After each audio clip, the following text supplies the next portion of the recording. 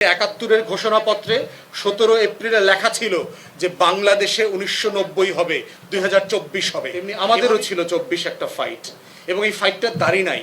আমাদের সমস্যা হচ্ছে আমার আগের জেনারেশন, আমার আগের প্রজন্ম তার লড়াইটা দায় আকারে আমার উপরে শুধু পাস করে দেয়, তার দায়িত্বের ফেইলিউরটা সে নেয় নাই। এই জন্য দেখবেন যে প্রত্যেক পূর্ব জেনারেশন যারা আছেন, যারা আমাদের রাজনৈতিক অগ্রজ, তারা কখনো এই আলোচনাটা করেন না তার জেনারেশন কিভাবে ফেল করেছে, কোথায় কোথায় ফেল করেছে, এবং ওই ফেইলিউরটাকে আমরা কিভাবে নতুন ডেলিভারি আকারে এখানে যোগ বিয়োগ করতে পারি, কাস্টমাইজ করতে পারি। সেই জায়গাতে আমরা বোধ করছি যে ২৪-এর গণ অভ্যুত্থানের একটা জেনারেশনাল ফাইট আছে। ৭১ যেভাবে আমাদের বাবাদের জেনারেশনাল ফাইট ছিল, তার বাবাদের আমার দাদার যেভাবে ৪৭ একটা জেনারেশনাল ফাইট ছিল, ৯০-তে আমার বড় ভাইদের একটা জেনারেশনাল ফাইট ছিল, তেমনি আমাদেরও ছিল ২৪ একটা ফাইট। এবং এই ফাইটটার দাঁড়ি নাই। লড়াই, জাতি গঠন, রাষ্ট্র গঠনের যে লড়াই, এই লড়াইটা হচ্ছে কমা দিয়ে চলতে হয়। মানে এর আর একটা পরের লড়াই আছে, মানে ওই জায়গাটাকে আপনার খালি রাখতে হয়। আমরা যে ছোটবেলায় পরীক্ষায় পড়েছি শূন্য স্থান পূরণ করেন, দেখবেন যে এইটা এইটা এইটা এটা বলে দেয়, একটা বক্স খালি রাখে শূন্য স্থানটা পূরণ করবার জন্য। তো জাতির ইতিহাসের লড়াইটা হচ্ছে আমার ২৪-এর পরে আর একটা শূন্য স্থান তৈরি হয়ে আছে। এটাই হচ্ছে একটা বিপ্লব, একটা পরিবর্তন, একটা গণ অভ্যুত্থান, একটা যুদ্ধ, একটা ভোট, একটা সব কিছু ম্যাপ পরিবর্তন, এই সব কিছু মিলায় হচ্ছে সেই লড়াই। প্র্যাকটিক্যালি দেখেন যে আমাদের রাষ্ট্র গঠনের যে লড়াই, পৃথিবীর ইতিহাস বলছে মোটা দাগে ১০০ বছরের বেশি কোনো রাষ্ট্র থাকে না।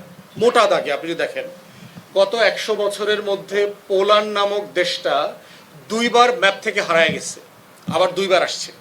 ফার্স্ট ওয়ার্ল্ড ওয়ারে তাকে দখল করে ফেলছে, দখল করে ম্যাপ চেঞ্জ করে ফেলছে। সেকেন্ড ওয়ার্ল্ড ওয়ারে যুদ্ধই তো শুরু হইলো, ড্যানজিগ করিডোর দখল করার মধ্য দিয়ে হিটলার পোল্যান্ডকে খাইয়ে ফেলছে প্রথম। আবার পোল্যান্ড তো রাষ্ট্র হিসেবে ফিরে এসছে। আবার দেখেন ১০০ বছর আগে কি বাংলাদেশ নামে কোনো রাষ্ট্র ছিল? ভারত নামে কোনো রাষ্ট্র ছিল? পাকিস্তান নামে কেউ ছিল? মালদ্বীপ, নেপাল, ভুটান, বার্মা, এই নামে কি কোনো রাষ্ট্র ছিল? ছিল না। তাহলে আমার আইডেন্টিটি, আমার জিওগ্রাফি কিন্তু একটা চেঞ্জেবল রিয়ালিটি। যেটা চেঞ্জ হয় না সেটা হচ্ছে ব্যক্তির স্বপ্ন। একটা কমিউনিটি, একটা পলিটি যে ডেভেলপ করে, এই পলিটির আকাঙ্ক্ষা পরিবর্তন হয় না।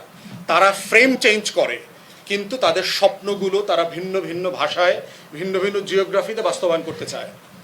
থার্ড কথা হচ্ছে জুলাই সনদকে দেখতে হবে আমার ঐতিহাসিক আকাঙ্ক্ষার জায়গায়।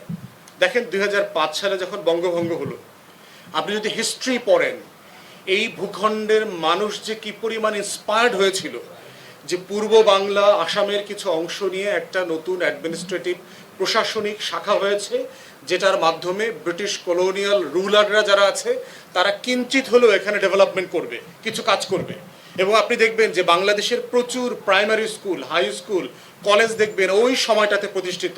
স্কুলগুলো, কলেজগুলোর নামও দেখবেন interesting, jubilee school, jubilee college, এরকম দেখবেন খুব বিখ্যাত বিখ্যাত বিভিন্ন জেলাতে স্কুল কলেজ আছে, এবং সেটা সেই সময়টাতে হয়েছে ১৯০৫ থেকে ১৯১১।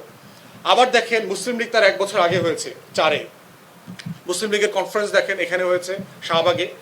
তো সেইখানে মুসলিম লীগের প্রতিষ্ঠা নিয়ে নিখিল ভারত মুসলিম লীগ, মানে যেই মুসলমানরা মোঘল এম্পায়ার আকারে ১৭৫৭, তারপরে হচ্ছে ১৮৩৬ দিল্লি হারাইলো, এরপরে বাহাদুর শাহ জাফরকে রেঙ্গুনে পাঠাইলো, সেই যে ক্ষমতা হারানোর ৫০০ বছরের গ্লোরি, সেখান থেকে সে দেখতে পাচ্ছে যে আবার একটা ইউনিটির জায়গা তৈরি হচ্ছে কিনা, কিন্তু সে আবার ফেল করলো। আবার দেখেন ঢাকা বিশ্ববিদ্যালয়ের প্রতিষ্ঠা ১৯২১-এর যে লড়াই, নবাব সলিমুল্লাহ তার লাঠি উঠায় বড় লাটের টেবিলে থাপড়ায় বলছে যে আমার ঢাকা বিশ্ববিদ্যালয়ের প্রতিষ্ঠা পিছায় যাচ্ছে কেন, টাকা দিচ্ছেন না কেন, এবং তার বডিগার্ড কিন্তু তাকে গুলি করছে। এই কথাটা কেউ বলে না। নবাব সলিমুল্লাহ কিন্তু সেই গুলিতে গুলিবিদ্ধ হয়ে শহীদ হয়েছেন। ২ দিন পর তার লাশ ঢাকাতে এনে তাকে ভেরি হাই সিকিউরিটি, মানে রিয়েলিটিতে তাকে দাফন করা হয়েছে। তো ঢাকা বিশ্ববিদ্যালয়ের প্রতিষ্ঠাও কিন্তু এরকম একটা ইউফোরিয়া তৈরি করেছে আমার জনগোষ্ঠীর মাঝে। আবার সেই ঢাকা বিশ্ববিদ্যালয়ে পড়া প্রথম জেনারেশন, তারা বোঝার চেষ্টা করেছে আমার একটা রাষ্ট্র লাগবে, আমার এই কমিউনিটির অধিকারকে তৈরি করবার জন্য। লাহোর রেজলিউশন, পাকিস্তান আন্দোলন, এবং দেখেন পাকিস্তান রাষ্ট্রটা বানাইছে কারা? আজকের পাকিস্তানিরা কিন্তু পাকিস্তান রাষ্ট্র বানায় নাই, বাঙালিরা বানাইছে পাকিস্তান রাষ্ট্র। 46-এর ইলেকশনে দেখেন মুসলিম লীগ পাকিস্তানের কোনো প্রভিন্সে মেজরিটি হয় নাই এবং সরকার গঠন করতে পারে নাই, এক্সেপ্ট ইন বেঙ্গল। তারা সরকার গঠন করেছে এখানে। কেন? ওই যে জমিনদারি প্রথা বিলুপ্ত করা হবে, ওই আমার কমিউনিটির আকাঙ্ক্ষা, আমার স্বপ্ন যে আমরা আবার সমান হব, আমরা প্রজা থাকবো না। তো এই যে ইউফোরিয়াটা তৈরি করলো পাকিস্তান রাষ্ট্র, জমিদারি প্রথা বিলুপ্ত করা, কিন্তু আবার এটা একটা ফ্রাস্ট্রেশন তৈরি করা শুরু করলো যখন দেখা গেছে যে মেজরিটির ভাষাকে ভাষা আকারে রেকগনাইজ করা হচ্ছে না। তার ভিতর একটা ফ্রাস্ট্রেশন, ডিপ্রেশন এবং একটা হতাশা তৈরি করেছে। আবার রাষ্ট্র প্রকল্পে হাত দিতে হয়েছে, আবার ৭১ তৈরি হয়েছে। তো এই কমাগুলোর কথা কেন বলছি, যে আজাদির লড়াইতে কোনো দাড়ি নাই।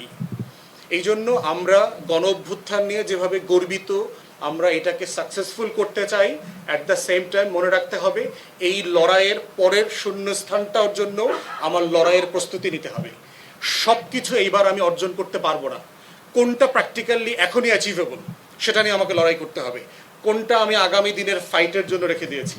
এবং ইতিমধ্যে আমি বলছি যে বাংলাদেশের আগামী গণ অভ্যুত্থানের বীজ এই জুলাই সনদে লেখা হয়ে গেছে।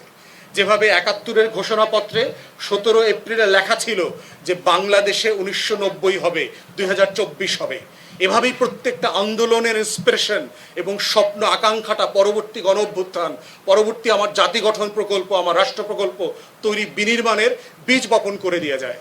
অতএব সেই জায়গায় রাজনৈতিক দল এবং পলিটি আকারে আমাকে দেখতে হবে যে আমার গণ অভ্যুত্থান পরেরটা কতটা ভায়োলেন্ট হবে, আর কতটা পিসফুল হবে, কতটা ডেমোক্রেটিক হবে, এবং কতটা হাসিনাকে ফেলে পালানোর মতো করে করতে হবে।